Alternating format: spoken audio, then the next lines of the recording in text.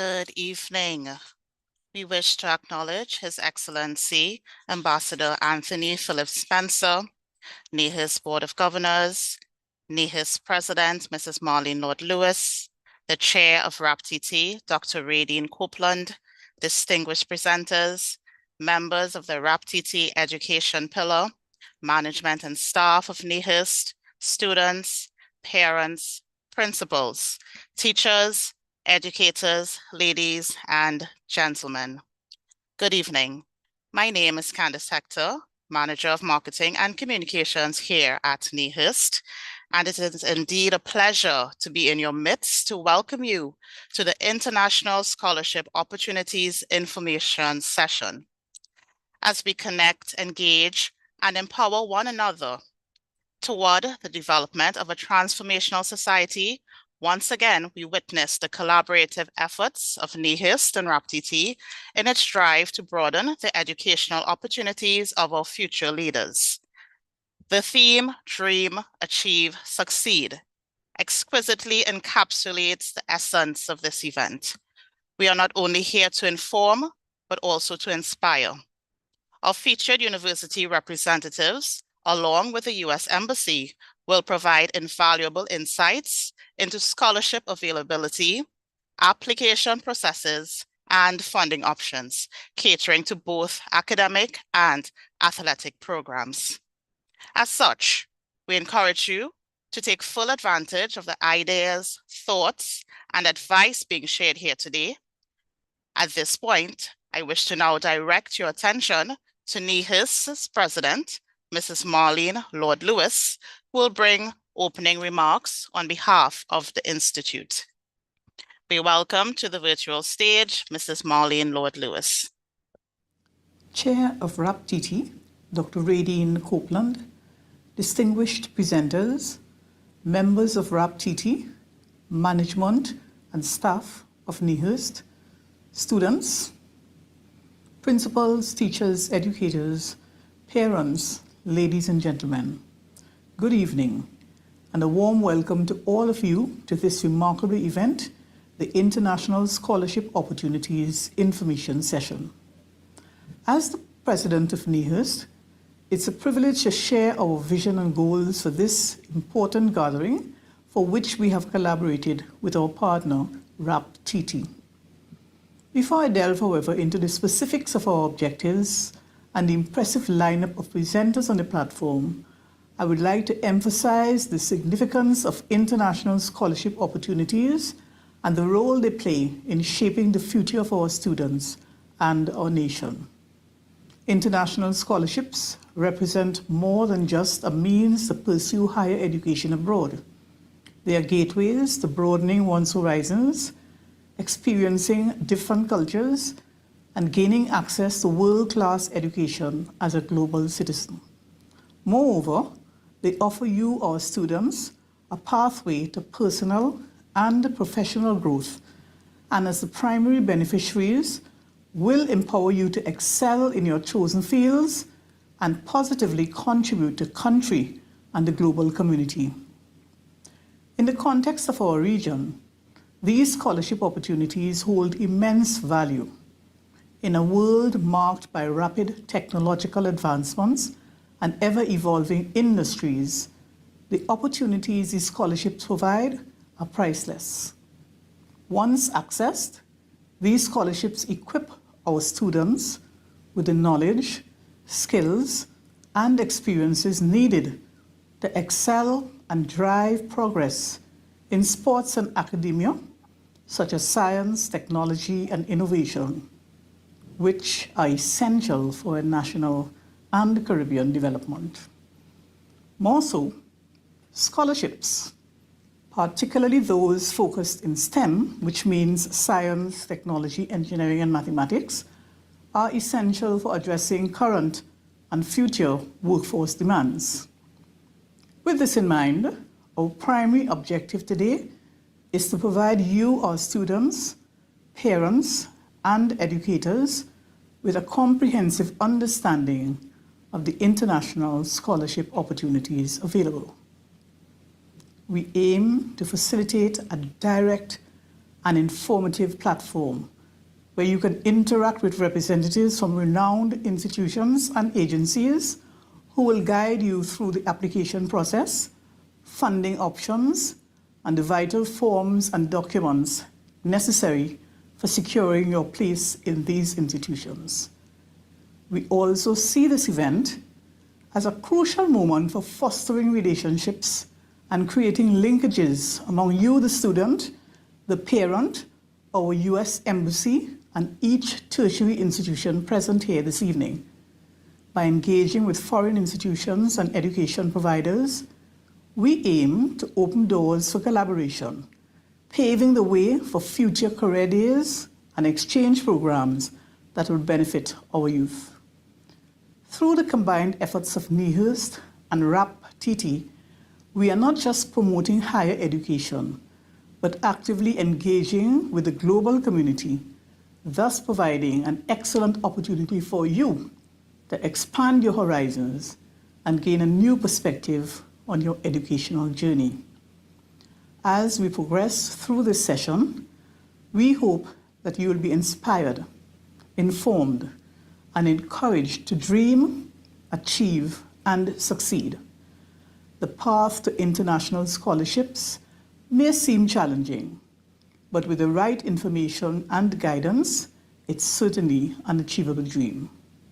I would like to express my gratitude to the US Embassy, First Point USA, Tennessee State University, Tuskegee University, MIT, Georgia Gwinnett College, and all the presenting institutions.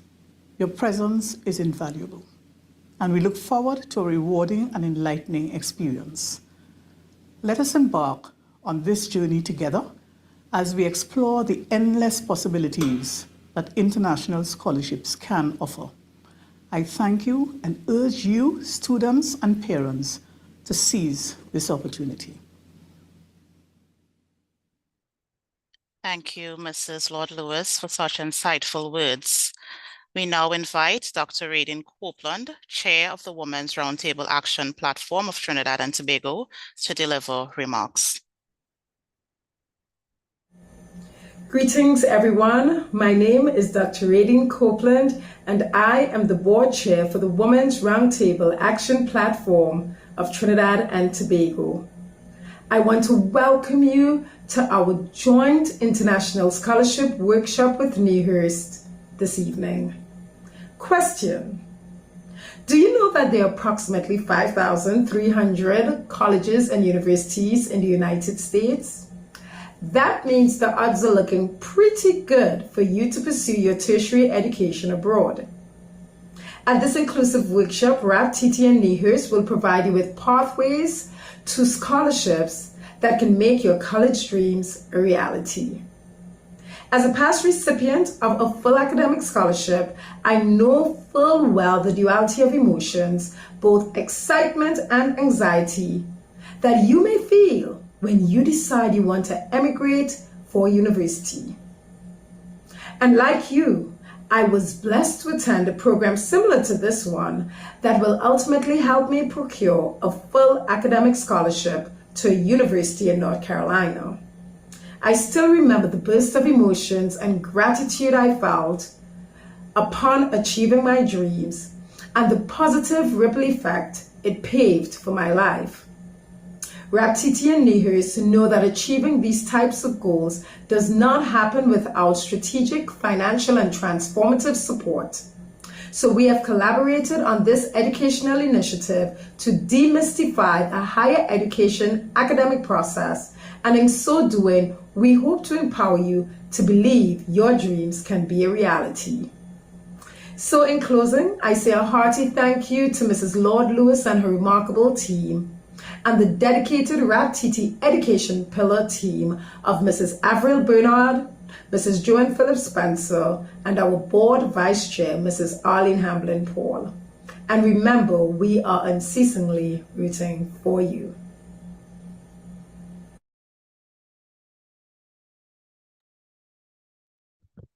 Thank you so much, Dr. Copeland. I now hand you over to our event moderator, Ms. Arlene Hambling-Paul. Ms. Hambling-Paul has 29 years of educator experience and is a graduate of LaGuardia Community College, New York, and the University of the West Indies. Mrs. Hambling-Paul became the first female Trinidadian paramedic in 2004 when she returned from her studies in the US. She is currently an adjunct lecturer at the Cipriani Labor College and is tutored in criminology at the University of the West Indies. Her areas of study include emergency medical services, psychology, sociology, criminology, and criminal justice, as well as education. Mrs. Hambling-Paul is the owner of Edcom Educators, an education consultancy company. She's an advocate for youth, and in 2009, she founded the organization Anointed Sons International, an organization focused on the development of at-risk male youth. She believes that purpose is directly connected to serving others. We welcome Mrs. Hambling-Paul. Good evening. Thank you, Ms. Hector. Before we dive into the purpose of today's proceedings, allow me to say thank you to the organizing team for allowing me the opportunity to be your moderator today. It is no secret that there's a need for information in the area of scholarship opportunities. It is our desire that today's session would prove fruitful as we secure the future careers of present student populations. This session is engineered to furnish parents and students with comprehensive information about the availability of international scholarships, encompassing both academic and athletic programs. It is our desire that the information that is about to be shared become the catalyst for the development of our youth on an international stage. With this in mind, I would like to introduce our first presenter of the evening, Dr. Lloyd Webb, our colleague from Tuskegee University. Dr. Webb is a public health professor with a Doctor of Veterinary Medicine from Tuskegee University. He held roles in Trinidad and Tobago's Ministry of Agriculture and Health before his tenure at Johns Hopkins School of Public Health. With vast Caribbean experience, he taught at the University of the West Indies and served as a regional advisor for veterinary public health at PAHO and the World Health Organization for over a decade. Passionate about the One Health concept, he integrates veterinary expertise to address public issues, and he spearheaded the Graduate Public Health Program at Tuskegee University. Dr. Webb's expertise lies in utilizing a combined approach to tackle diverse public health challenges. Let us welcome Dr. Lloyd Webb.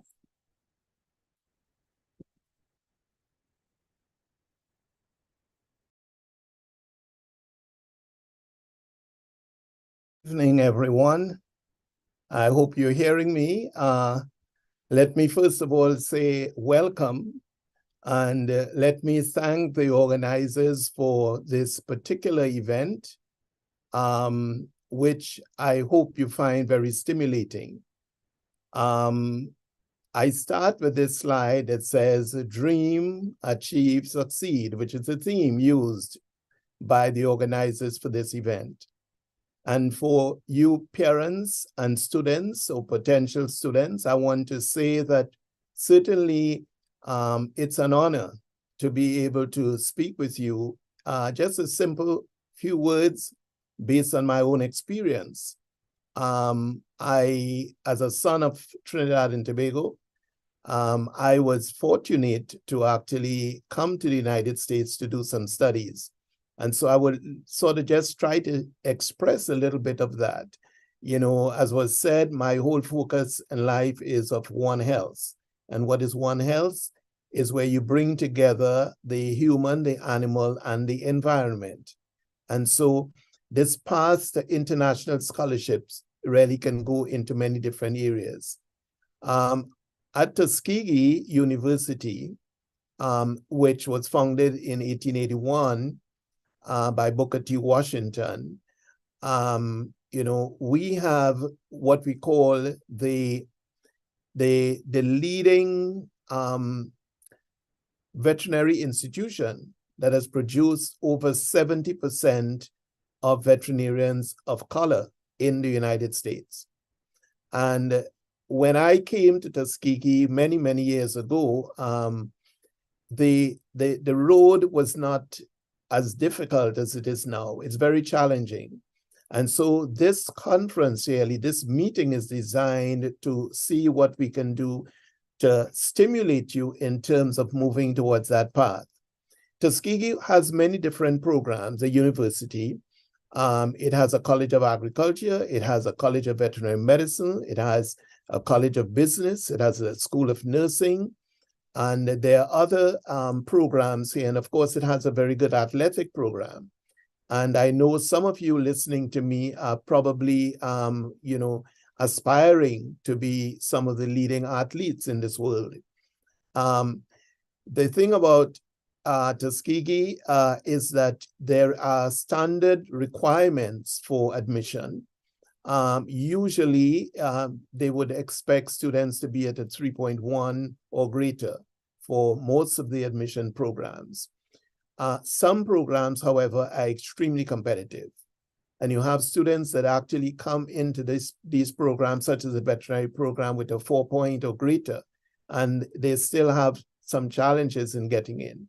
So what this WRAPTT and NIHERST, what they are doing, I think is of great benefit, in terms of trying to find those paths that will help you.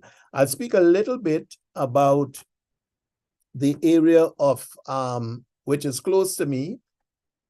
Sorry, what's not happening here? Let's see. Something is not happening and not moving. What is happening here?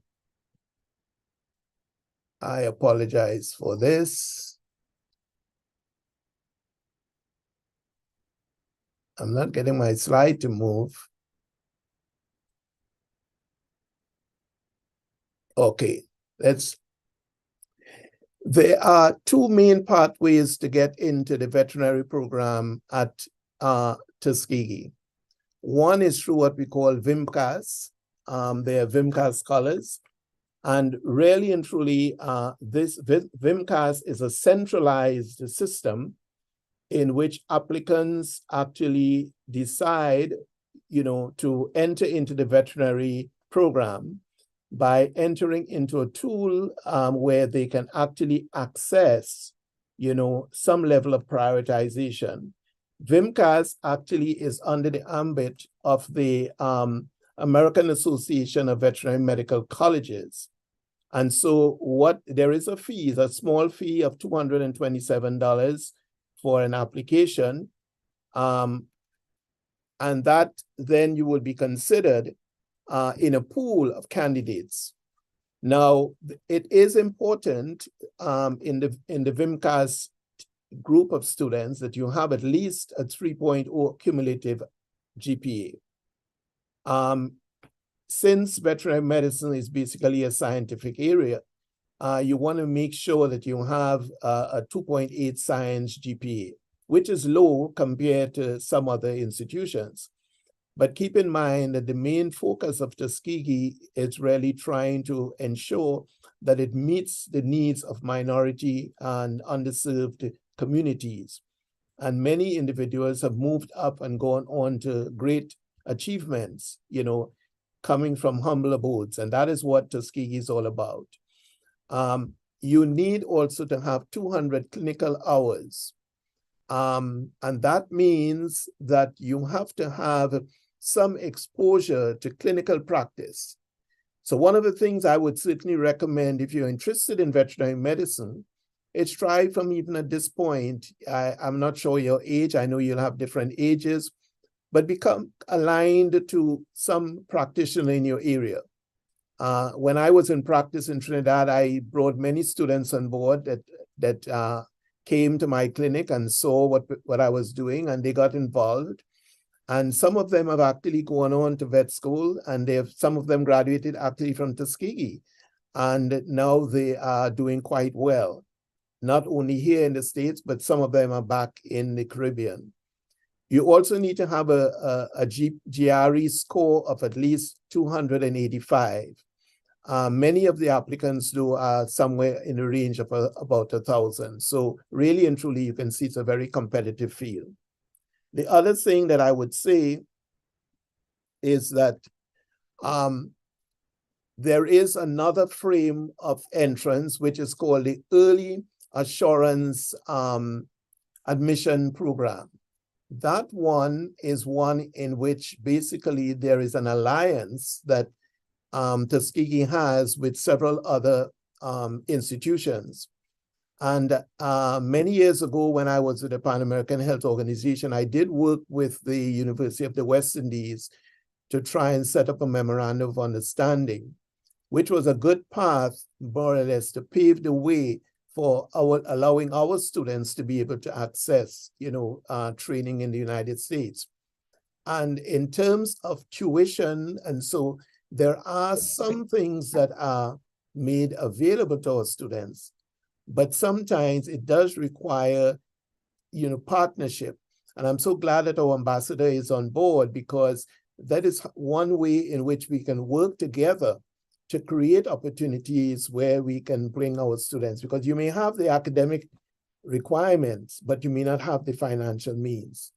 However, it's very important that you have a letter of intent and that you actually, in terms of your projection, that you try to forecast what you really want to do. So you have to have a very good statement, letter of intent, which actually says why you want to become a veterinarian, okay? You also want to make sure that you have some recommendations from at least 2 persons who are involved in the field of science and at least 1 who is involved in veterinary practice, right? And these things are very important because they do go a long way in terms of the consideration. I would say to you that the competition is very great in veterinary medicine, not only here in the United States, all over the world. It is a field that is basically expanding. So I want to leave with you that for those of you who are involved in academia, athletics, there is an opportunity also. What I have found, though, is that you need to make sure that your focus is on athletics, but that you also keep in mind that you are required to have good grades.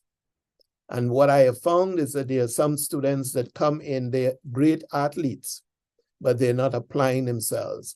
And as you apply yourself, sometimes you can have scholarships. Now, coming from the Caribbean, it's not always easy where you would see scholarships being offered, but there are ways and means to get those scholarships. When I came to the United States, I came on a scholarship at that time offered by the government of Trinidad and Tobago. And I went back and I spent over 30 years in the Caribbean, serving the Caribbean. And, then I came to Tuskegee to start this graduate public health program. So there are ways and means that you can deal with it. And one of the things working with WRAPTT and NIHERST is really looking for opportunities where we can also mobilize resources that will help you. Currently, Tuskegee does not have those resources, but there are ways and means. If you have a connection with some of our faculty members, that they can actually find a way of getting you up here and then working with them. So I would hope that these words would at least stimulate you and get you in the right mood for entering the field of veterinary medicine. And of course, those of you who are interested in athletics. Thank you very much. Thank you very much, Dr. Webb, for that insightful presentation. We would like participants and interested registrants to be aware that we are currently streaming live on social media, both on our NIHERST Facebook and YouTube pages. Should you have any questions for our presenters, feel free to utilize the comment section of our streaming platforms. Your questions will be addressed. Our next presenter on the agenda is First Point USA's Associate Director of Athletics, Ms. Laura Kerr, a talented athlete who has competed for Great Britain, Northern Ireland, and the NCAA Division Level 1. Ms. Kerr joined the First Point USA team as their first Associate Director of Athletics. After her impressive career as an athlete, coach, and manager, Laura was team leader for the Great Britain and Northern Ireland team at the European Under-18 Athletics Championships in 2022. Under Laura's leadership, the team produced a record haul of 16 medals and 22 personal bests to top the medal table.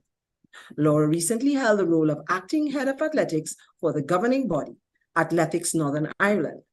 Within this time, the country had its most successful Commonwealth Games in more than 30 years at Birmingham 2022, securing silver medals and 4 top 8 placings. Laura also brings a vast experience as a team leader and coach for British athletics at the European Junior Championships and World University Games level.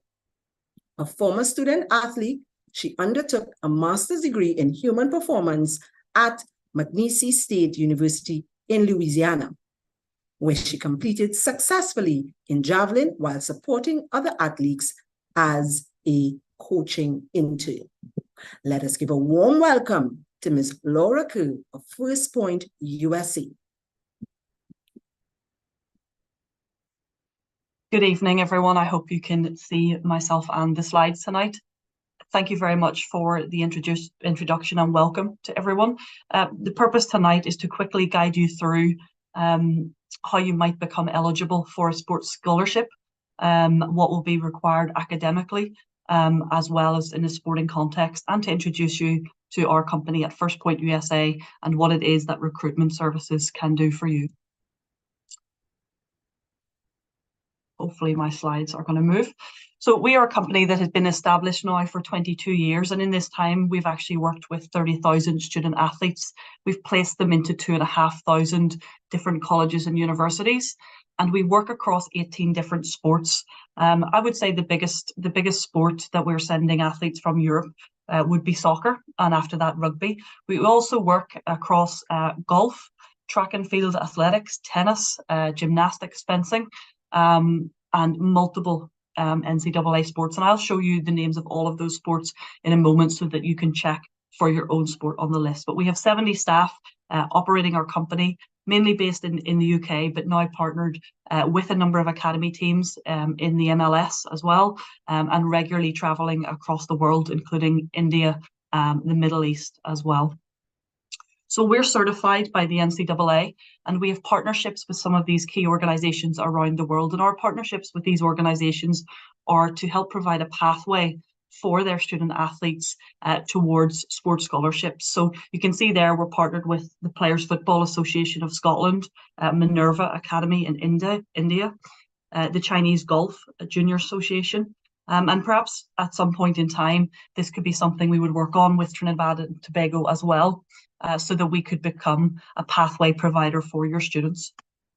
So as you all know, collegiate sports really is a huge business, huge number of fans and spectators and TV rights. The TV contract alone is worth 22 billion. And some of the biggest universities have over 100,000 fans at their games. I think at the moment, the biggest kit deal is actually with Under Armour, who sponsor 10 million per year at Oregon. So really a huge business, and this big business that generates lots of income and revenue for these universities allows them to reinvest that into students and into supplying scholarships to attract the best athletes from around the world. So these are some of the sports that are supported, and you can see there M for men or W for women. So some of these sports are very large in scale within the NCAA. For example, soccer, there are over 1,500 different universities offering funded soccer for men and women. If we pick a smaller sport, something like skiing, for example, there are only 30 universities that are competitive and funding skiing and 300 for field hockey. So really the scale of the opportunity that you might have depends on which sport you are prioritising. And I know, given your country's success, many of you will be from perhaps track and field or from soccer.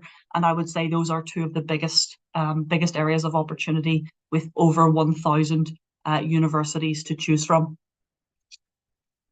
So those universities are governed by the National Collegiate Athletics Association. Okay, they'll be spread across Division 1, 2, and 3.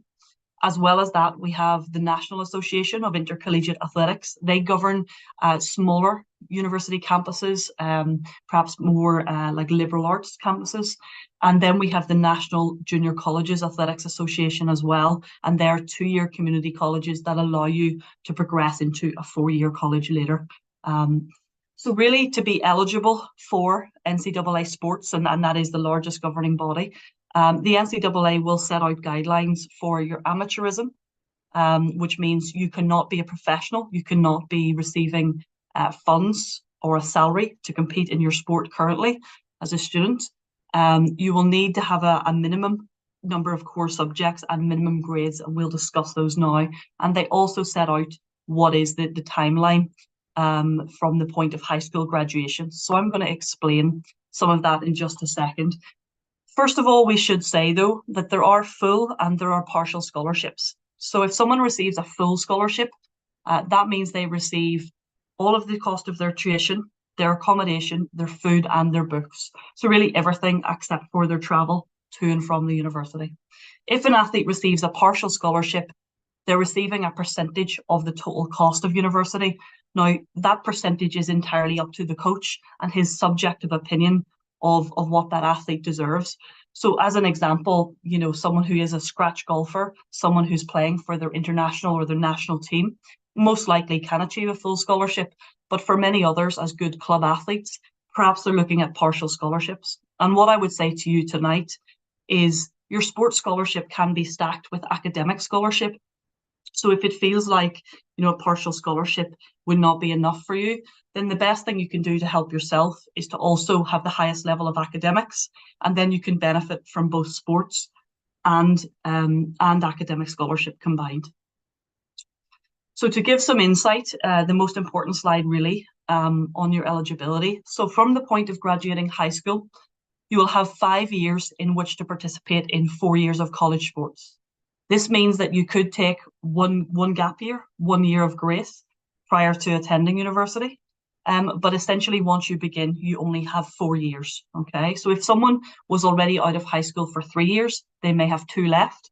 If someone was yet to graduate high school, they most likely have all 5 years ahead of them to compete in 4 seasons. Okay, so in year 11, you must have 5 subject passes. Okay, at grade 3 or C or above, and these subjects should include math, English, 1 natural science at least, so physics, chemistry, or biology, and 1 social science, which is commonly geography, history, economics, politics, plus 1 more subject. Okay, so it is 5 subject passes as a minimum. Now, this doesn't mean that you can access any school, and of course, each university will have their own requirements. But to be eligible for the NCAA at the minimum level, you must achieve these 5 passes. What you do then in year 12 and 13, you must achieve 2 more further subject passes. But actually, what you achieve at year 11 is most crucial in terms of the NCAA eligibility. As I said, you must not have signed a professional contract, and you must not be receiving a salary from your home country or from a professional team or kit sponsor or anything like that. And you can't accept prize money. These things make you a professional. And if you become a professional, you won't be eligible to begin a collegiate scholarship. Now, many people will wonder, what performance level do I need? And just a couple of examples for you really to wrap up tonight. But I would say, you know, in soccer with 1,500 opportunities at the Division 1 level, really, if you're with a pro academy, you may be able to access the Division 1. If you're just playing for a competitive junior club, maybe 2 nights a week, you're probably looking at Division 3 or below. 100 meters, as an example, If, for example, you're running 10.4, a good national finalist, maybe you can access Division 1. If on the other side you're running around 10.8 or 11 seconds, that's going to look more like a Division 3. So really, it's important to use professionals like us to determine your performance level, to assess your video, and to look at your data to see if this is a realistic opportunity for you. And as you can see here, there's not enough scholarships for everyone to be awarded a full scholarship on a team. So a men's soccer team has 9.9 scholarships to spread amongst the team.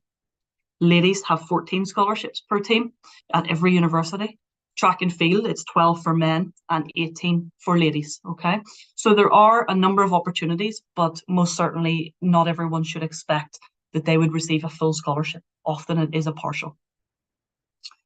If you do take on this lifestyle, I would say you can be committed, up to 20 hours per week of academics, so undertaking your bachelor's degree, and up to 20 hours per week of commitment to your sport.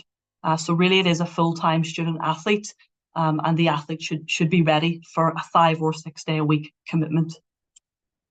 The final thing to say really is that if you choose to work with a recruitment agency, they will lead this process for you from end to end. Initially, it'll cost nothing to meet with someone like myself and determine, are you good enough and could this work for you and your family? After that, we can assist you with any SAT support and then promote you to the universities and help with negotiating the deal that might be there for you and with your visa. The final thing to say in terms of this pathway, why would you choose this pathway? A number of athletes may be around, a pro academy at the moment, but less than 1% will become full-time professional athletes. And so you should arm yourself with a good education for your future career. This will allow you to combine full-time sport and your degree for 4 years. You will have professional coaches, top-class sports facilities in all of these, Division 1, 2, and 3 universities. And for many sports, there will be something for everyone. So if you are a club player, perhaps it's Division 3, but equally, if you're an international athlete, there's an opportunity to attend one of the biggest institutions and perform at the highest level. And this can really change your life. So the last thing I'll do tonight is just to really show you my contact details, and I will share these with the organisers so that you could reach out if you would like to talk about your own performance level or to understand how you could start this process. Thank you very much.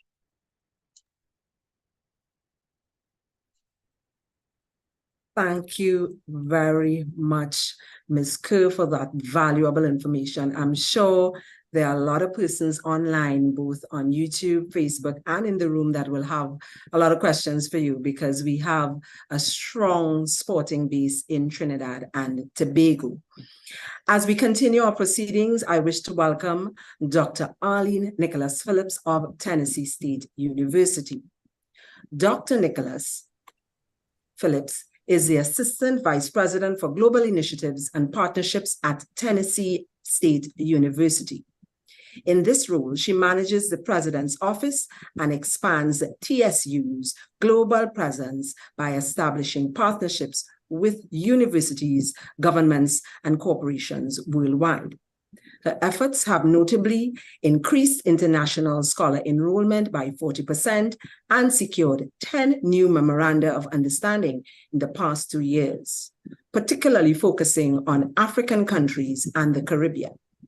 With academic credentials in organizational leadership, strategic leadership, and educational leadership, she leverages her entrepreneurial background to teach finance and serves on various boards, including Tennessee State University Federal Credit Union. Dr. Nicholas Phillips is an active member in professional organizations, a recognized global scholar, and a leader in organizing and participating in study abroad programs. Outside her professional pursuits, she finds joy in yoga, singing with the Concert Chorale of Nashville, and contributing to the International Music Committee of Alpha Kappa Alpha Incorporated. Ladies and gentlemen, let us welcome Dr. Arlene Nicholas Phillips. Thank you for that introduction, Arlene. Not every day do I run into someone with sharing my name. As you see, I am still at my desk, and so my phone is going off, so I apologize for that. But I am happy to be here with you today. And I'm happy to share what we are doing with regards to recruiting students from the Caribbean and our scholarship opportunities for those students. If you would allow me to share my screen.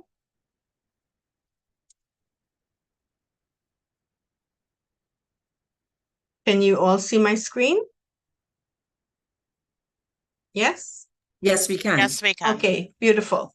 So as you heard, Tennessee State University is in Nashville, Tennessee, which sits smack in the middle of the state of Tennessee. 2 weekends ago, I was in Trinidad at a college fair, and I ended up having to explain or describe to students exactly where Tennessee was located, because Tennessee is not a state that you readily hear Caribbean students heading to. They go to Florida, they go to Atlanta, they go to New York, they even go to Philadelphia. And when I said Tennessee State University, they were asking, well, exactly where is Tennessee? So if you see on my chart here, it actually shows where we are located geographically in the United States. And I explained to the students, here's Florida, there's Georgia, and Tennessee is right above Georgia. So that's where we are.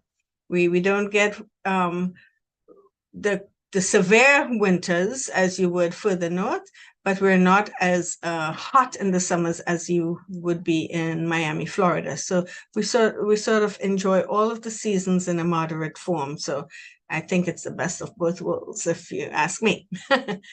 Anyway, so why am I here today? I'm invited to talk about some of the financial assistance that we are able to offer Caribbean students. Now, I listened to some of the presenters before me and learned that not everybody has a lot of money set aside for Caribbean students or international students on the whole. And that's the same here in the United States. A lot of universities don't have state dollars available, readily available for international students. And Tennessee State University, as you can see by the name, we are a state institution. So we have to be very careful on the dollars that we spend, because we don't have a lot of state dollars that's readily available for these students. With that said, I am happy to say we are able to offer a student who has a 3.25 GPA and above what we call an International Tuition Assistance Grant. I call it ITAG for short. Well, what is that really, and how does it help the student? Well, the ITAG covers tuition and fees. As you can see here, we broke it down to the most current numbers that TSU offers. This is not a secret. This brochure I was handing out 2 weeks ago in Trinidad and getting ready to hand out in Nassau on the weekend. But and these numbers are also on our website. So this is not a secret. This is public information I'm sharing. Our tuition and fees for undergraduates, $22,514, and again, these are international student fees, and this is what a graduate student would cost. The living expenses, $16,500, totaling for an international student undergraduate $39,014, whereas a graduate student, it will cost them $37,190. Now, we are not the most expensive university, but we are not one of the cheapest either. And I will be totally transparent in saying that. But I have to say that we are one of the most generous universities, because number one, as you can tell from my accent, I am originally from Trinidad, and our president here at Tennessee State University is an advocate of helping students, opening doors to students who would not have these doors readily open to them.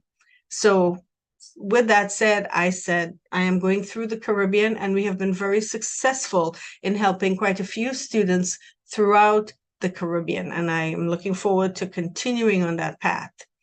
We are able and a lot of our students I have encountered have very high GPAs. As you can see here, if a student has a 3.75 and above, we can offer them $20,000 a year for 4 years. Now, there are stipulations for the student to maintain that scholarship. They have to take at least 15 credits per semester. And of course, based on our curriculum, it will allow them to graduate within the 4-year span, taking 15 credits per semester, 2 semesters a year, for a total of 120 credits for an undergraduate student. This is very exciting. We have quite a few Caribbean students on campus that are taking advantage of this opportunity. Now, you're saying, well, Dr. Phillips, if you can give a student $20,000 towards tuition a year, and your tuition and fees are running $22,514, that really is a great help because it only leaves the family to contribute $2,514. Then the family also has to contribute whatever it would take for living expenses and insurance. Understand that this number is per year, not per semester. So divide that by 2, and it gives the number for what they would need per semester. It is, our students are able to get the private funding, they get private scholarships.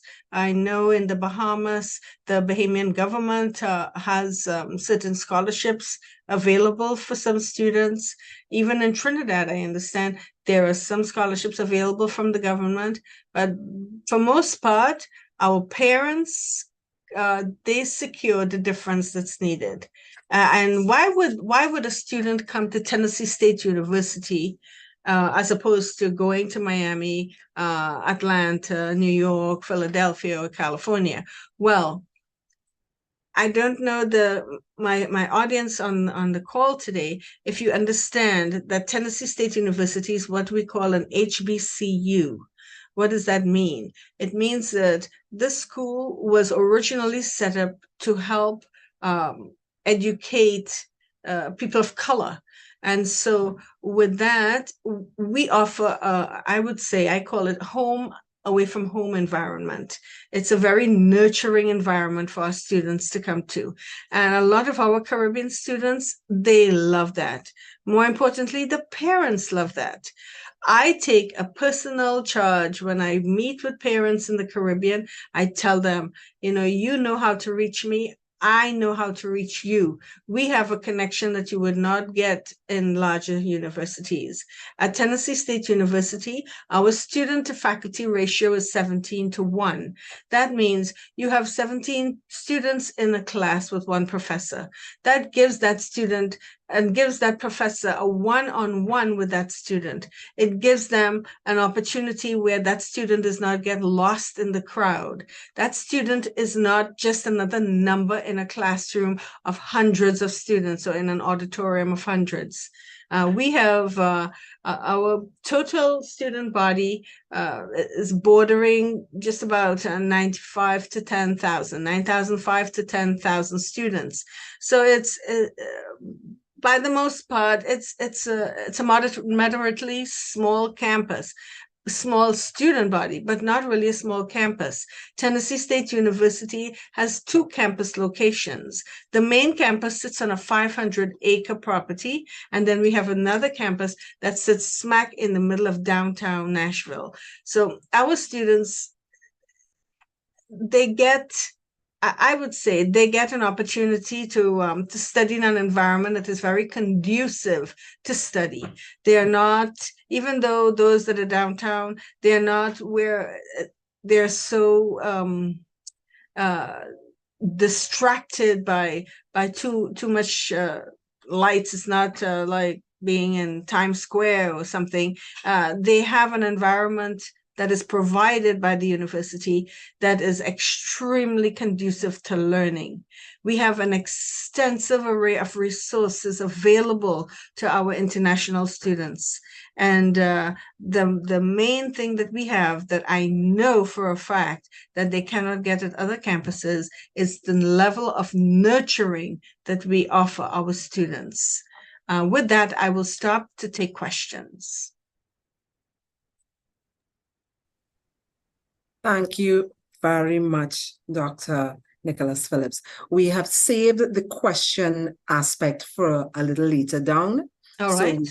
Yes, so we will feed you with those questions. Thank you very much for your presentation.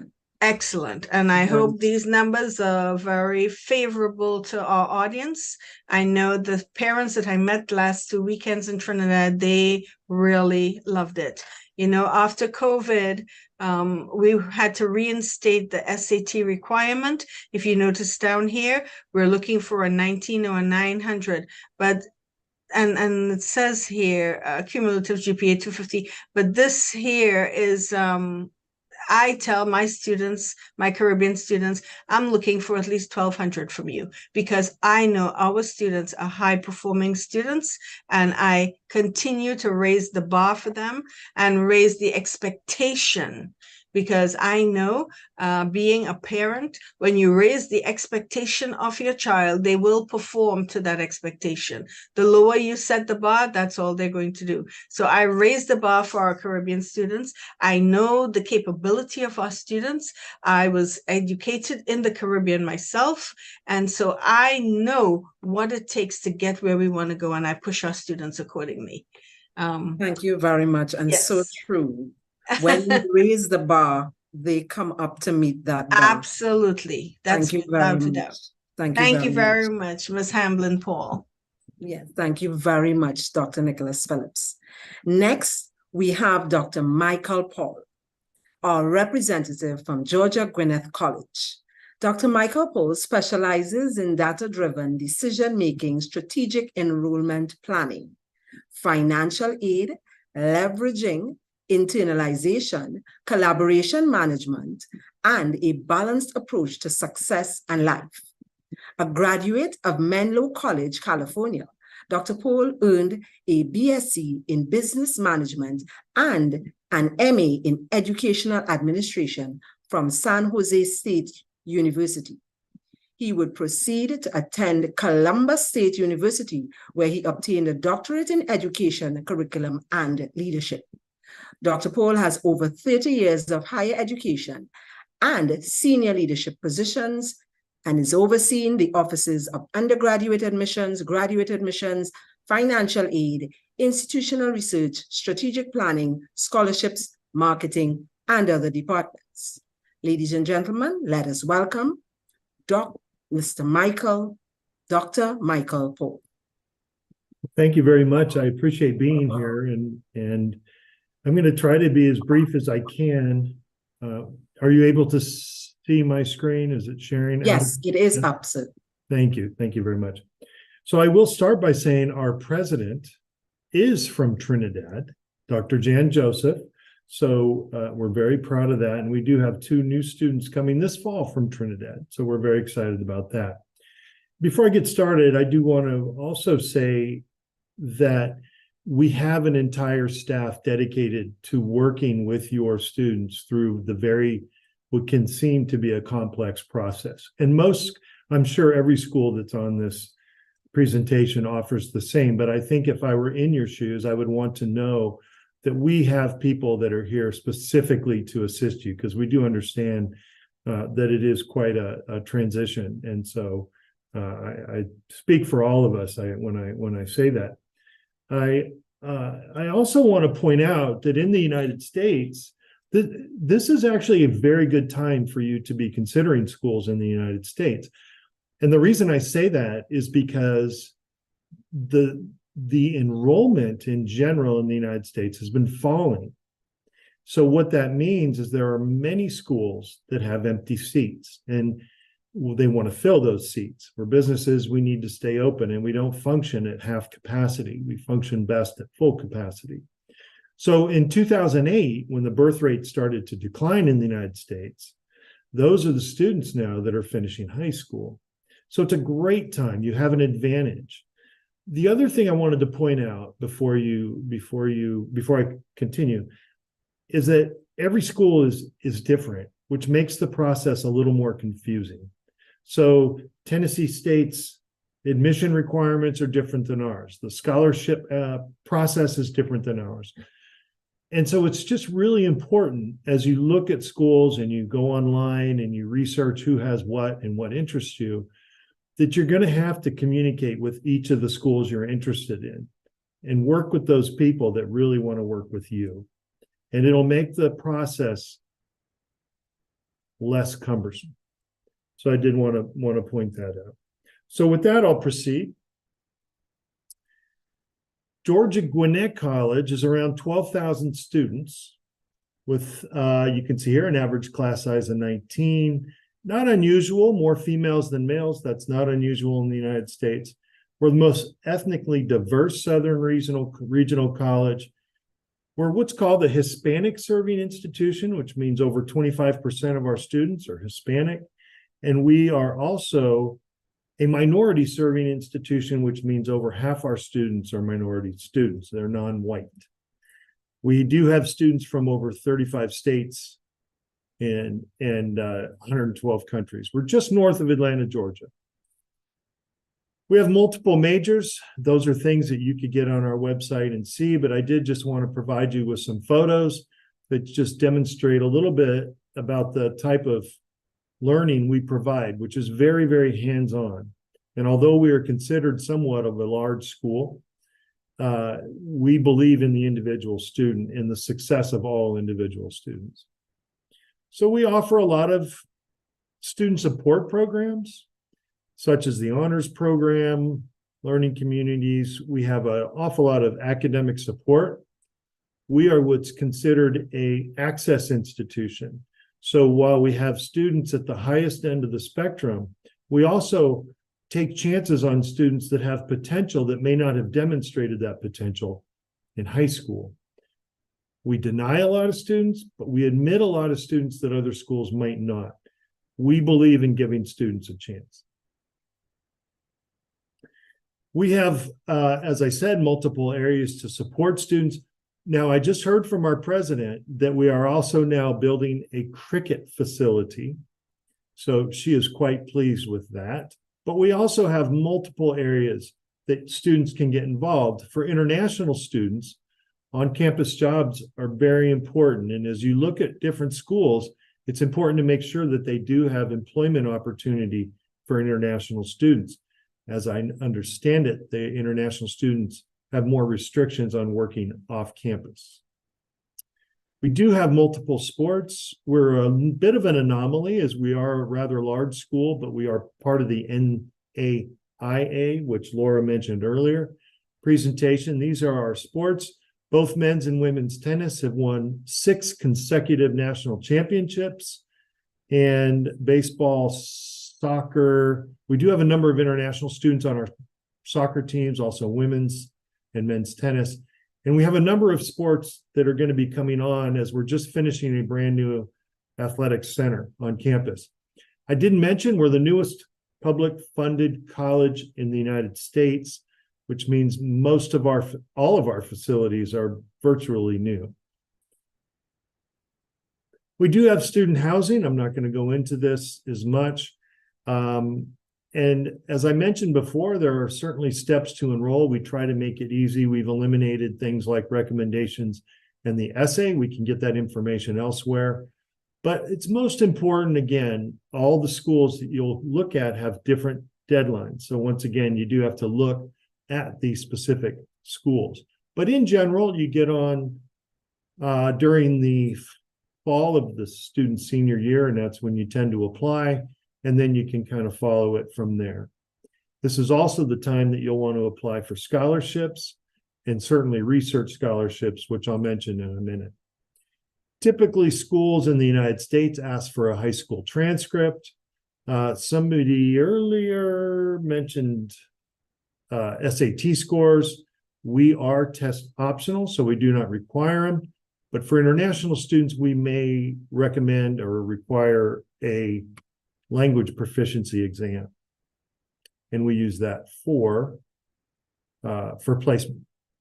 So again, this is a little bit repetitive. We do offer admission to transfer students, so students that have attended other colleges. Most of the schools here do, and there's a process for that as well. Somebody earlier put up their, I think it was someone earlier, put up their tuition and fees. So Georgia Gwinnett College is one of the least expensive schools in Georgia. We do have a number of scholarships, including we have athletic scholarships. But one of the most important scholarships that we could offer you, our students from Trinidad, is in-state tuition.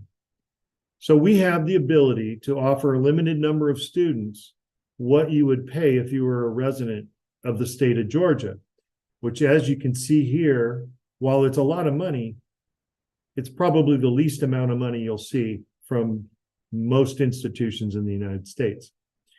So there is a process for receiving that. We call it a waiver, a tuition waiver. And that is also run through my office. And if that's something you're interested in, we can certainly put you in touch with the right people. Both of our students coming from Trinidad have been and will receive that waiver. So one of the recommendations I have for all students, but particularly international students whom I've worked and overseen that process for over 30 years, is if you really have interest in a school, you've contacted them, it's important to try to follow them on social media, because the fancy brochures and the speeches and the presentations, they all tell you what we want you to hear. But it's important to really understand the culture of each school. And a great way to do that is through social media. So I invite you to do that to any school you're interested in. And at the end of the presentation, I'll be happy to take questions. Once again, thank you for allowing Georgia Gwinnett College to present tonight. Thank you very much, Dr. Paul. And I love that part about following on social media. I know the younger people in the room will quite identify with that, following on social media, because as you say, that's where you get the naturalness of an organization or an individual. Thank you very much for that invaluable information. Thank you. At this point, I wish to usher in Dr. Denzel Street to bring us insights from Massachusetts Institute of Technology, otherwise known as MIT. Dr. Street currently serves as the Senior Associate Dean and Director of Graduate Education at the Massachusetts Institute of Technology. Driven by his own PhD experience, Dr. Street has devoted his career to transforming graduate education, focusing on recruitment and retention of minority students and expanding their postgraduate career opportunities. Notably, he initiated the pipeline to the PhD bootcamp in 2018 and other disciplinary bootcamps, which have provided over 5,000 underrepresented students nationwide with tools and knowledge for applying to competitive doctoral programs. Born in Morvant, Trinidad and Tobago, Denzel moved to the United States for his college education. He graduated with honors from St. Francis College in Brooklyn, New York, with a Bachelor of Arts degree in economics, and obtained his Doctor of Philosophy degree from Columbia University's Teachers College, specializing in comparative and international education with a focus on the economics of education. Let us give a hearty welcome to Dr. Denzel Street. Thank you so much, Ms. Hamlin Paul. And let me share my screen.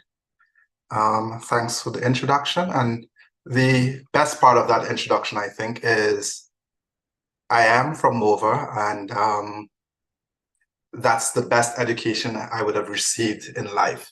So thank you for having us today. I would say that while my remit at MIT is graduate education, I'll touch just a little bit on that.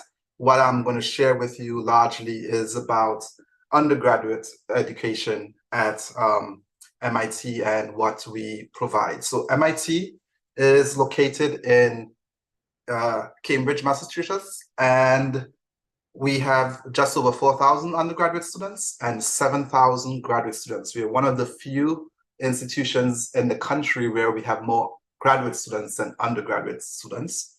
We have 57 majors, 59 minors, And if you know anything about MIT, it's how prolific our alumni have been. Over 100 Nobel laureates have attended MIT. And as the saying goes, you come to MIT if you want to change the world, right? So folks at MIT tend to be really focused on science and technology and engineering. And that's what we do well. In terms of how the undergraduate admissions work, we're looking for folks who really want to contribute to society and to change the world. We just missed our early action deadline, but our regular action deadline is on January 4th. And we still require the SAT or ACT for admission.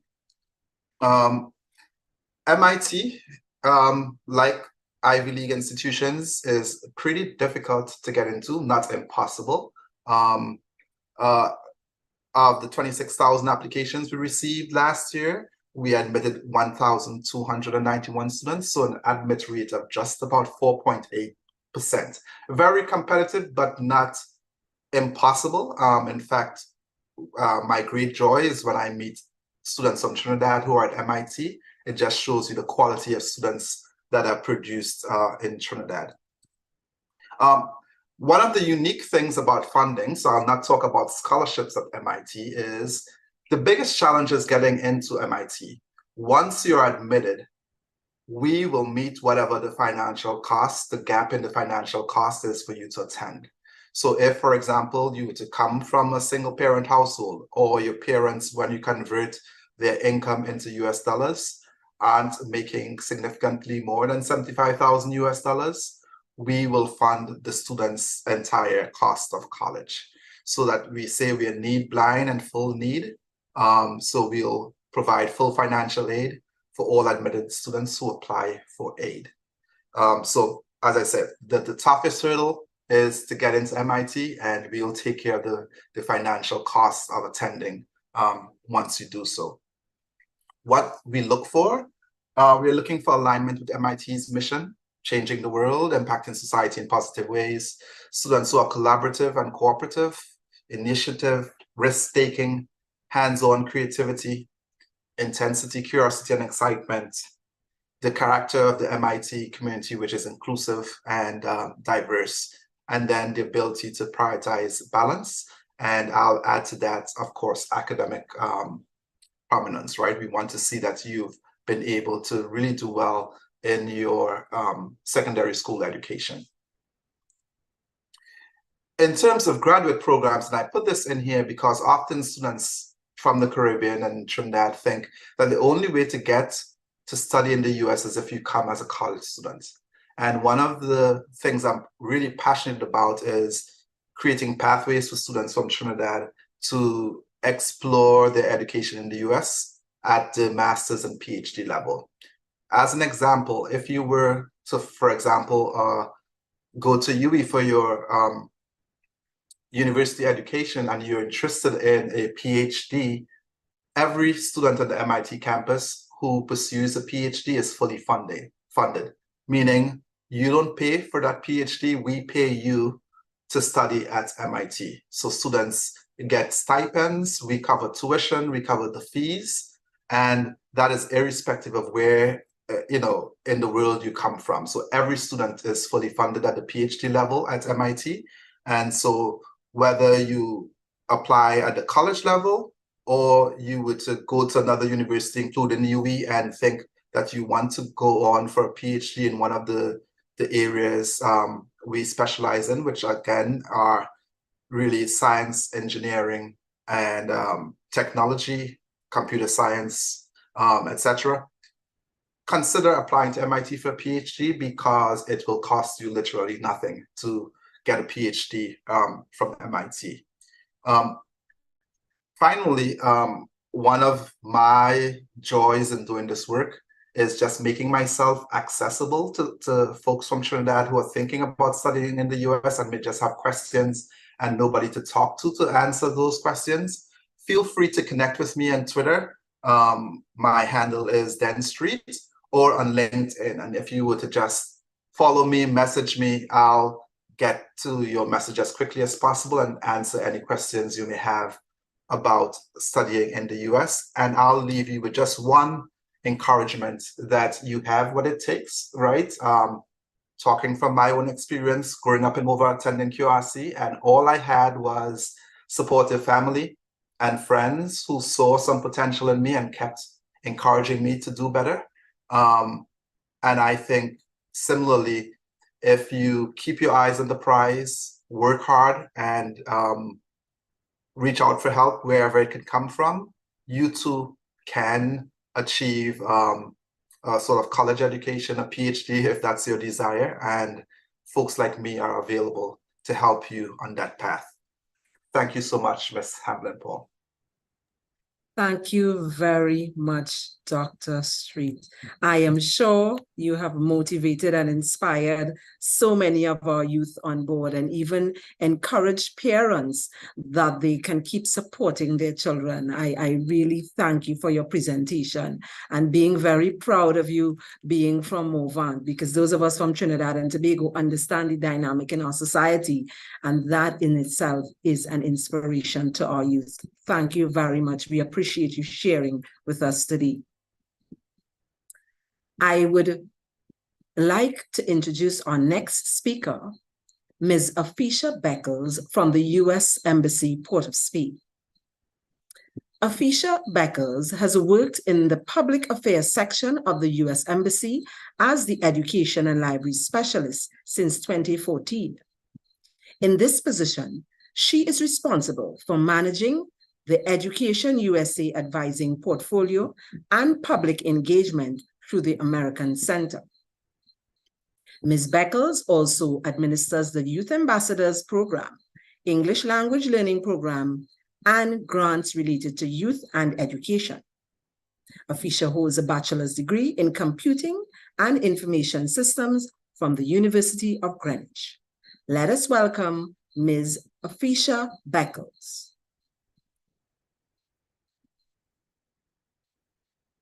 Thank you so much, Mrs. Hamblin-Paul, for that introduction, and good evening to everyone on today's session, parents, students, educators, as well as other distinguished guests. Thank you for your insights shared today.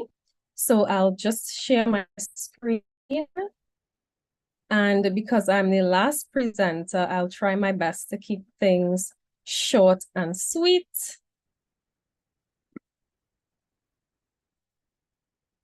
Okay, are you able to see my screen? Yes, we are. Okay, perfect.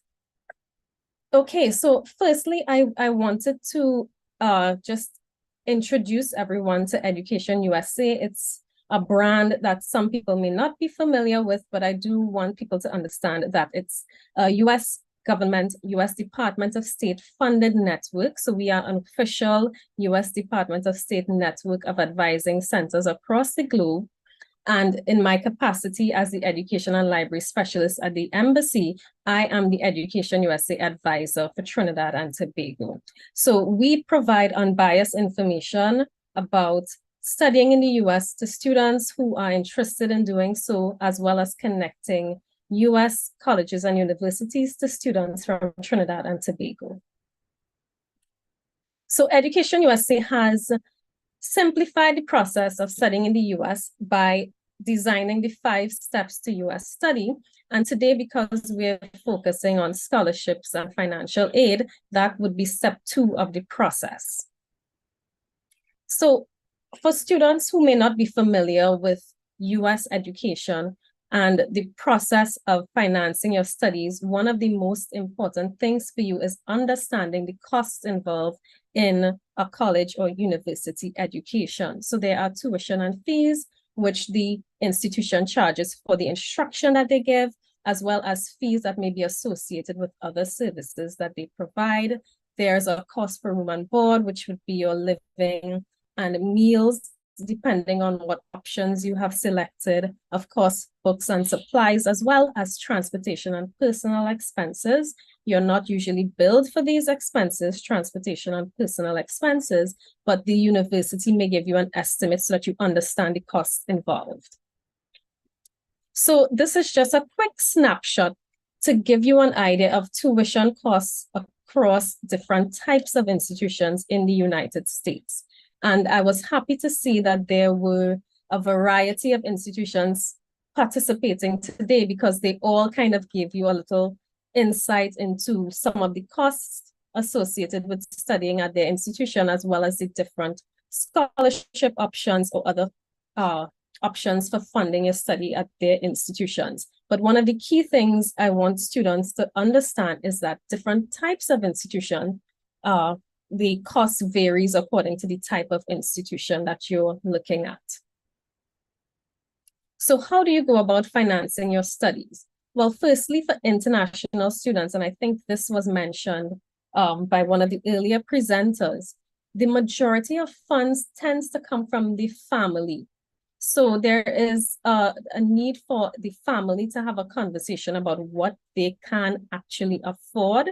That's the start of the conversation you need to have, because it then determines how much financial aid you might need as a student considering studying in the US. So then that might also dictate the types of institutions you decide to apply to, the types of institutions you'll start to do more in-depth research at, because of course, if you need a large amount of funding, you might want to look at institutions that provide large amounts of funding to international students. So just something for you to think about, and I'm happy to know that there are parents on this call here today. So this is just a snapshot of what a budget could look like. Now, these are not the actual cost. This is just to give you an idea of how you can work up what a budget would look like as an undergrad student. So what types of financial aid are typically available? So there are loans which have to be repaid, and generally students are not guided in that direction. So you want to look at grants and scholarships, and if there are work-study opportunities for international students. So sources of grants and scholarships, generally students could start with the government right here in Trinidad and Tobago. So we are aware of the scholarship program that's available for students at Form 6 level. You can look into opportunities for those scholarships. The other source of scholarships and financial aid would be the actual institution that you're applying to, the university or college in the United States. There are other scholarships that may come from private corporations, nonprofit organizations, these are sometimes referred to as outside scholarships. So generally, scholarships can be broken, or financial aid can be broken into two categories, grants and scholarships. Now, sometimes these terms are used interchangeably, but traditionally, scholarships would be based on merit. So things like your academic performance, athletics, things like that. Need-based aid would be based on your financial need. So as Dr. Street mentioned, MIT is full need and need blind. Now, a key thing to note here is that in many instances, need-based aid can be determined based on what your expected family contribution is. And that's why that budget discussion in the family has to take place in the beginning. So what's the process? How do you go about applying for institutional aid? Here are some tips for students who are trying to go this route. Is that you definitely want to begin your research early. One of the key things that I think is a takeaway from today's session is that different institutions have different scholarships available. They have different application processes. There might be different application processes, different amounts of funding that might be available, different types of scholarships and financial aid. So it's really important for you to begin that research early so that you are as prepared as possible to find these opportunities. Institutional scholarships are very competitive. So again, doing that research from early on puts you in the best place possible to compete for financial aid. So make use of the school's website, but of course, do not hesitate to reach out to them directly. Many schools, admissions officers and their financial aid office would willingly share information about opportunities that are available at their institution. Now, there would be different criteria, as I mentioned before, so you want to ensure that for each institution, you are doing your research and making note of what financial aid opportunities are available and what is required for you to actually apply for these opportunities. So the CSS profile is one form that many schools accept. You should look into whether or not that is a form that's required for the institutions you're looking at. It gives you an opportunity to present what your family's financial situation is and helps the school to make a determination about the financial aid that you may require. Definitely ensure you're keeping track of all your deadlines. You don't want to miss deadlines because, again, that's going to put you at a disadvantage. If you are a U.S. citizen or permanent resident, I keep this information in here because I know right here in Trinidad and Tobago, we have many U.S. citizens who are in our education system. So you may be eligible for federal aid. So the FAFSA would be one of the routes that you would take. Filling out the FAFSA form would be one of the routes you would take to determine if you can be awarded federal financial aid. And note that private organizations may have their own processes by which you would apply for financial aid and scholarships.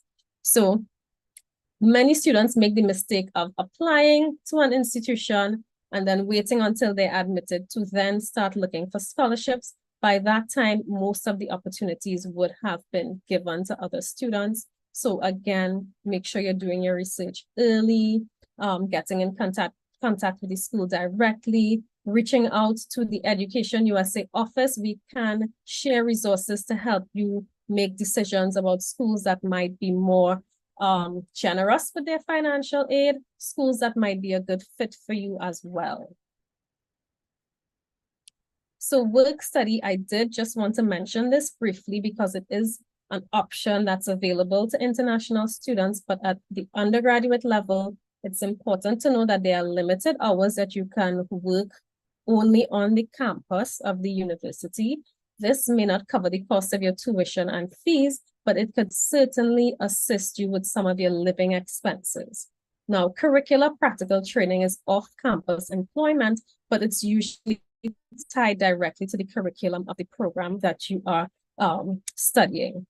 Employment authorization is something that's available to students if something significant has happened in your economic situation that impacts your ability to cover your studies. So let's say there's a serious medical emergency in your family and finances have gone towards assisting that family member with their medical care, and suddenly the family isn't able to afford to cover your studies in the US, then you have this option of applying for employment authorization. Optional practical training is available to students after they've completed a degree. It's usually 1 year.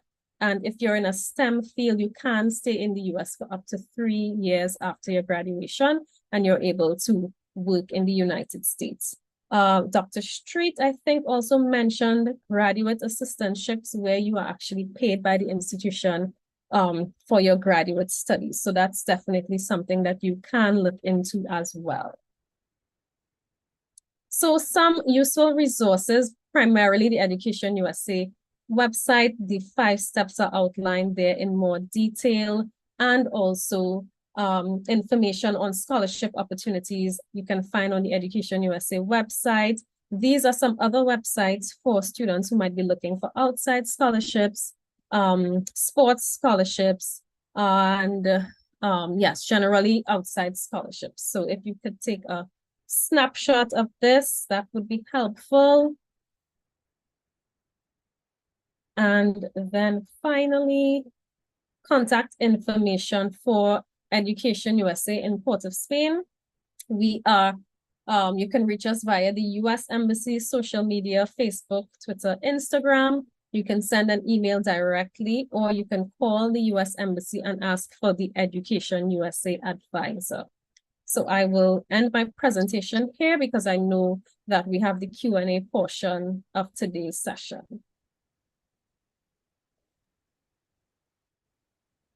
Thank you very much, Ms. Beckles. Thank you very much for that information. And we have a flood of questions coming in for our panelists this evening. As we are nearing the end of our presentations, we would like to open the floor for questions. And I have some questions that would have been sent via Facebook and YouTube here for you. And I'll start with Dr. Webb. Dr. Webb, does Tuskegee have an engineering or geoengineering program? And what is the requirement for such program, if there is such a program?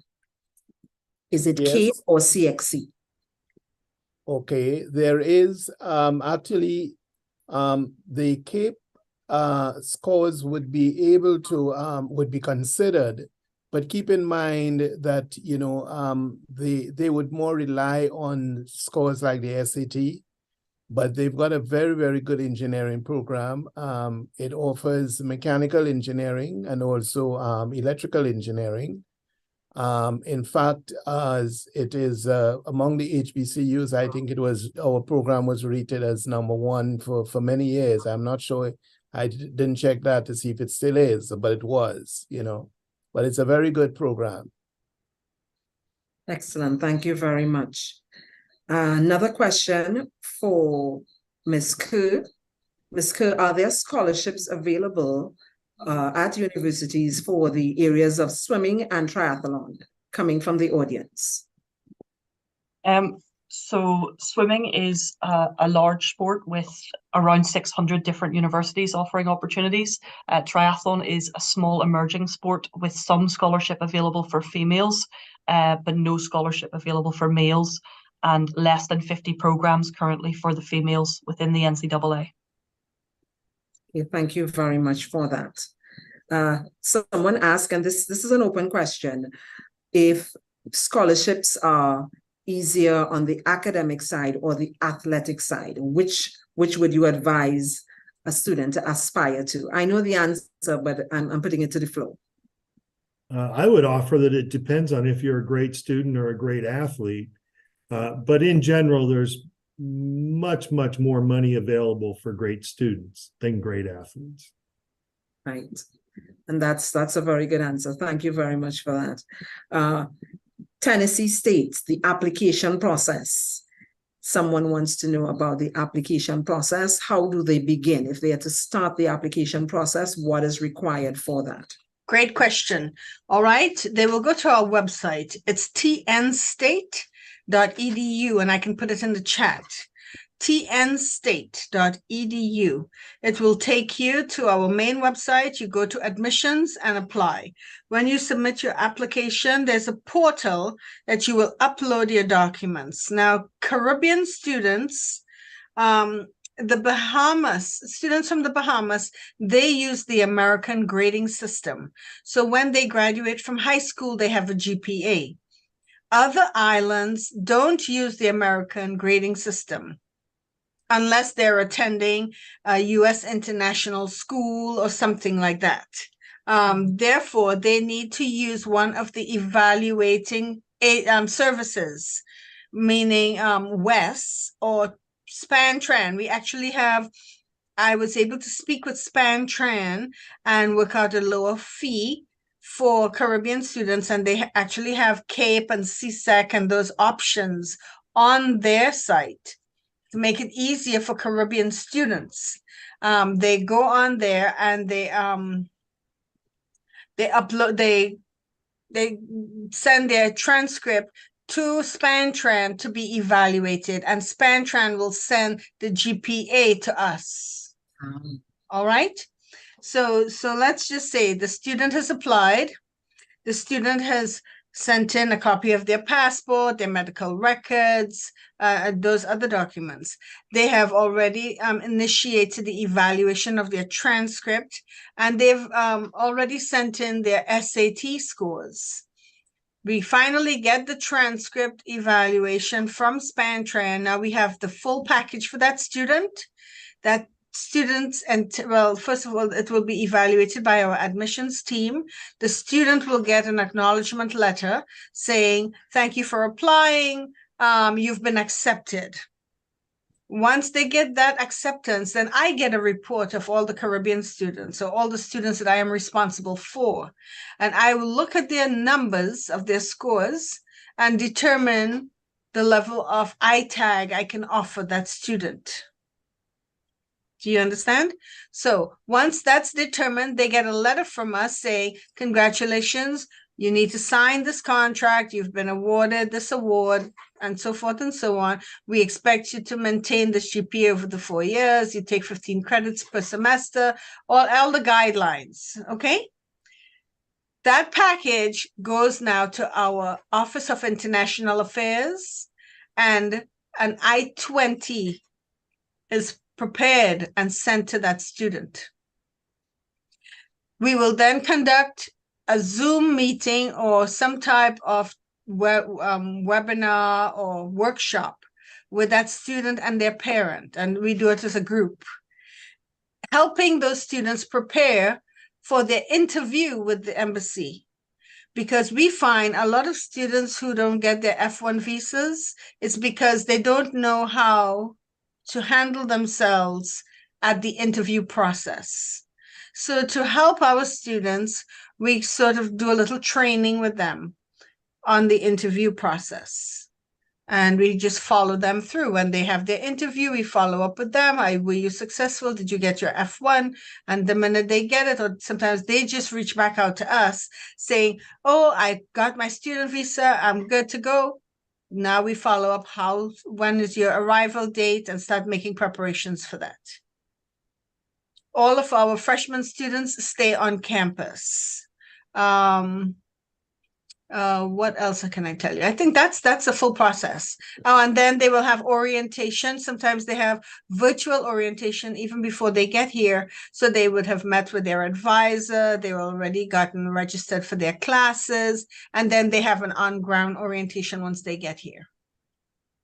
Okay, thank you. Thank you very much, Dr. Nicholas Phillips. You're welcome. I hope that answers questions. If you have any yes, and I think you would have answered some of the other questions in that response. So thank you very much for that. Great. And I'm putting in the chat, Ms. Hamlin. I'm putting in the chat the website, and okay, I'm great. even putting in the chat my email address. Right. Excellent. Excellent. So there's information coming at you, ladies and gentlemen. Dr. Street, there is a question, how do I apply to MIT? Someone is very excited. They say they want to apply to MIT. What is the process? How do they start that process? So like Ms. Nicholas Phillips, I would say the best place to start is on our website. Nice. And it will walk you through all the stages.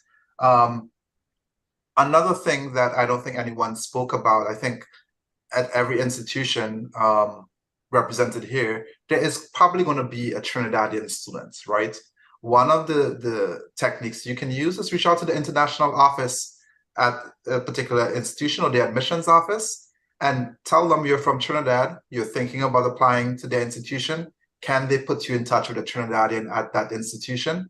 And that's probably going to be the best way to understand how the system works, because that student can tell you, oh, you need CSEC or you need CAPE, or this is what the experience is as a Trinidadian going to this particular institution, right? So don't underestimate reaching out to folks from Trinidad on a particular campus to really give you some knowledge about whether that campus is a good fit or some of the prerequisites that can help you be more competitive in the process.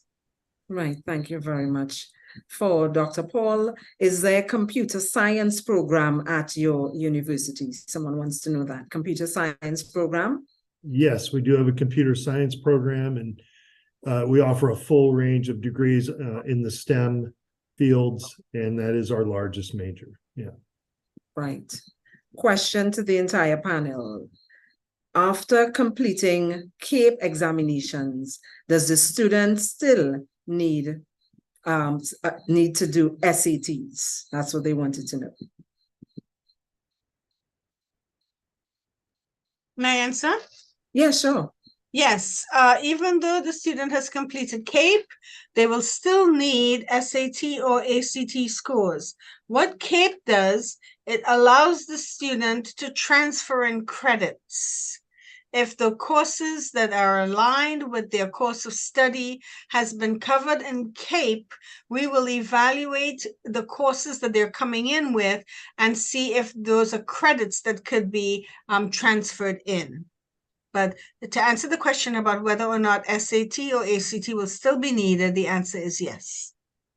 Okay, thank you very much. Some schools, in fact, many schools in the United States that don't require that, the SAT or ACT. So again, each school needs to be looked at individually. Right, yeah. Mhm. Yeah, and to add what Mr. Paul is just saying, during COVID, we waived all of those test scores. We waived it all, but it was just recently reinstated. Right, right. And that just leads to the point that was made, I think, by two of our presenters. Go to the websites. You all would have said that.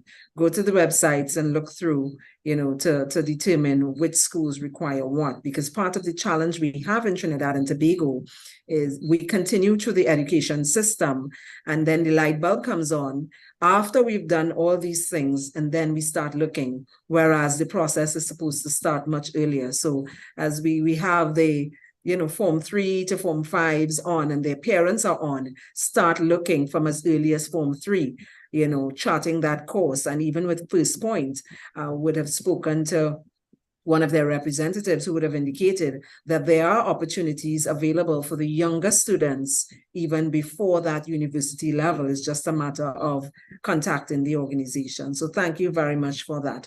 There is a question about the availability of studies in the area of law at any of your establishments to study the area of law.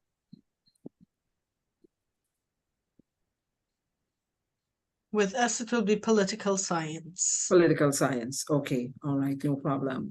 For Dr. Webb, an individual asked whether integrated science is considered one of the sciences that would assist in them pursuing the field of veterinary medicine. Yes, it will be an asset. In fact, we also have a PhD program in integrated science here at Tuskegee.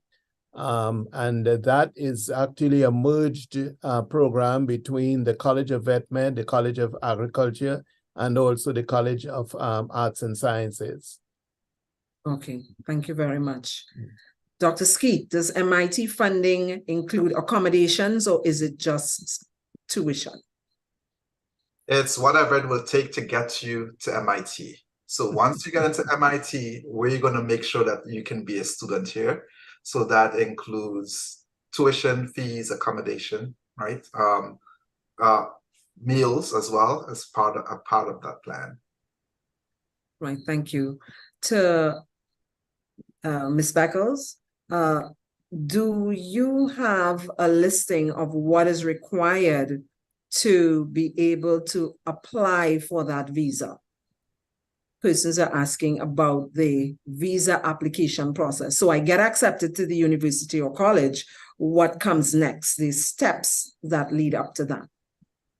Well, I can give students a general idea of what the application process looks like, but I'd also direct them to reach out to our visa section directly, and they would be able to, of course, share more detailed information. But generally, you have to have been accepted by the institution in the US, so they would provide you with your certificate of eligibility. With that, you can now fill out your visa application form, pay the application fee, and schedule an appointment.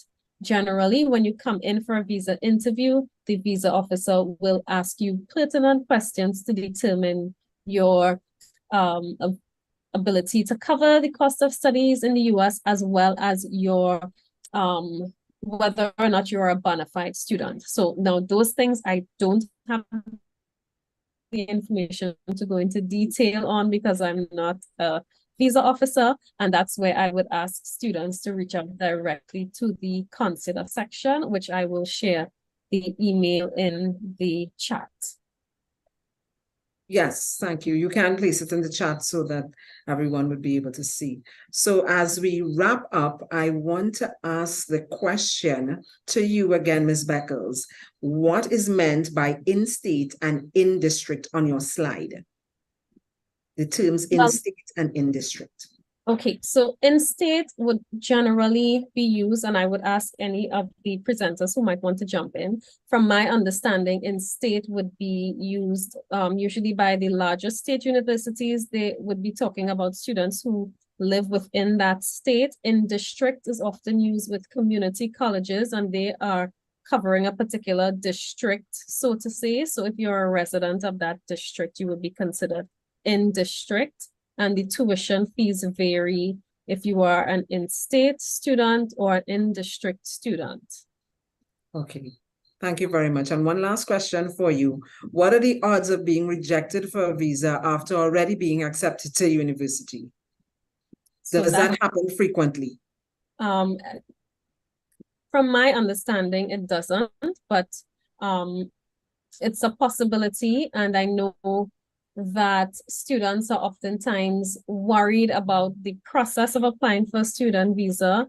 Generally, it's on the student to be able to talk about their reasons for choosing to study at that particular institution, and generally their ability to cover the cost of studies for the first year. I also can't go into detail about, you know, how often a student might be refused a visa, but generally it's really for that student to be able to articulate their decision making and their future plans to the visa. Thank you very much. So as we close, just one general question on the area of physiotherapy. Do any of your universities offer courses or courses of study in physiotherapy? We do at Tuskegee. We have the College of Allied Health, and they have an occupational health program, and they do offer that, yes. And we also at Tennessee State, we have physical therapy. Okay, great, great. So I want to say thank you to our panel. And before I hand over for the vote of thanks, I just wanted to mention some information that came to me that the ambassador and his wife, Mrs. Phillips Spencer, are from Movant. So we have a Movant reunion in the room tonight. So yes, we have a Movant reunion in the room. And we see that it really is about you staying focused on what you want to do to be able to move forward in life. It's not determined by anything else but your will and, of course, the grace of God that comes upon us all. So as we close, I would like to hand you over to our vote of thanks presenter. Welcome, Ms. Hope McDonald. Ms. Hope McDonald, over to you, ma'am. Hi, good evening, everyone. As we draw the curtains on the International Scholarship Opportunities Information Session, I stand here today, or rather sit here today, on behalf of the NIHERST and WRAPTT, filled with gratitude and admiration for the collective efforts that have made this event a resounding success.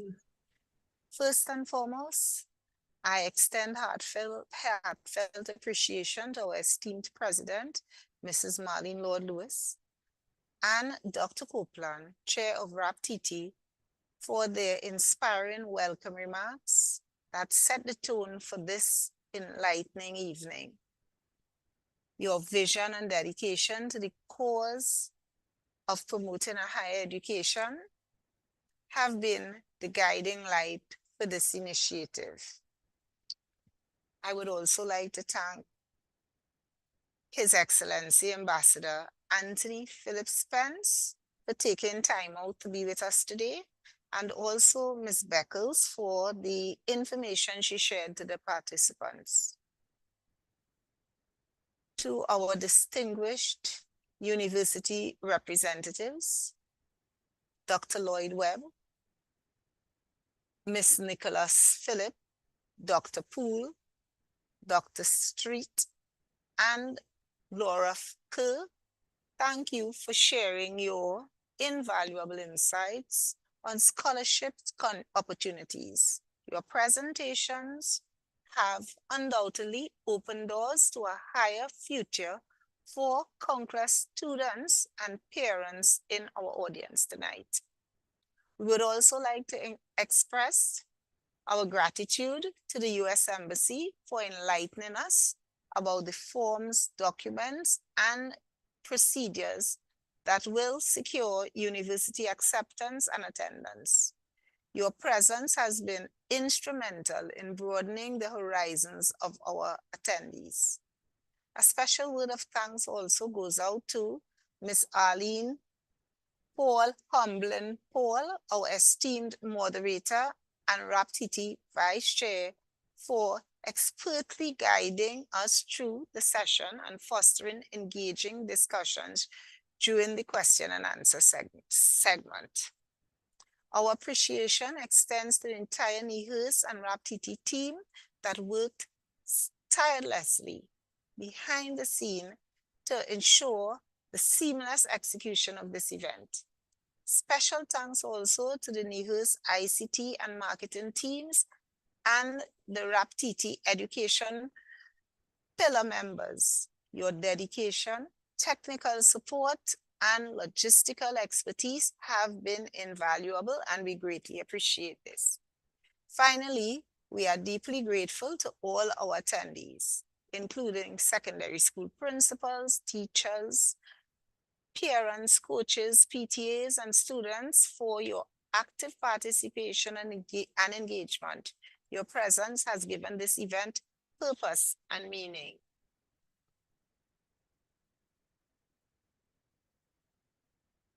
In the spirit of fostering robust relationships with foreign institutions and expanding the horizons of our local scholarship seekers, we consider this event a resounding success.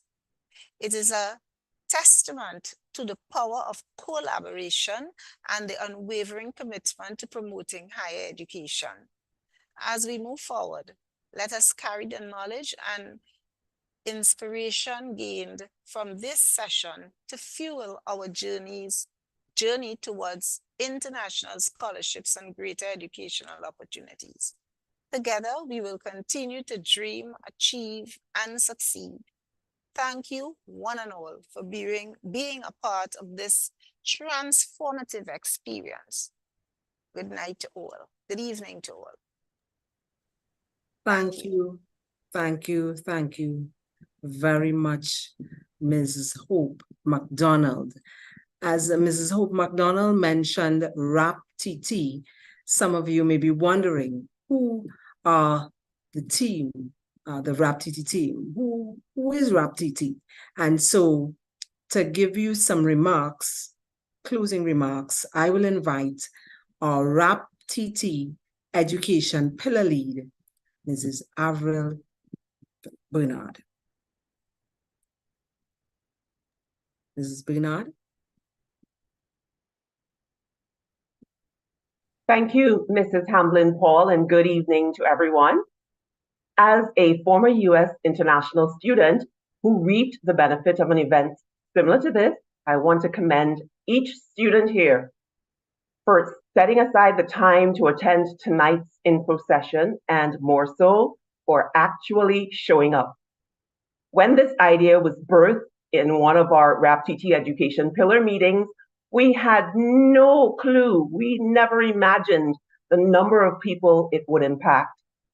But just as we took the first steps back in August to make this event a reality, tonight you have each taken the first steps towards making your dream of attaining a tertiary level scholarship to attend a university in the US a reality.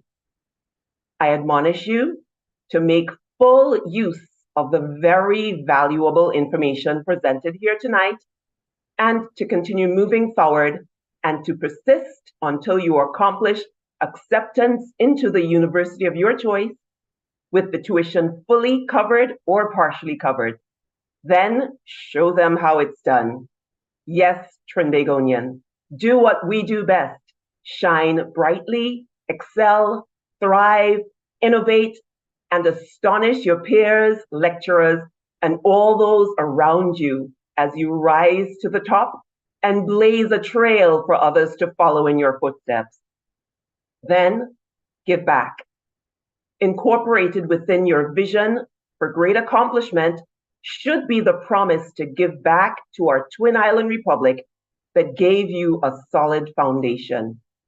So stride forward and upward with the mandate to one day return to say thank you by giving of your time, money, experience, skills, and talent to provide someone else with the opportunity to accomplish their goal of success.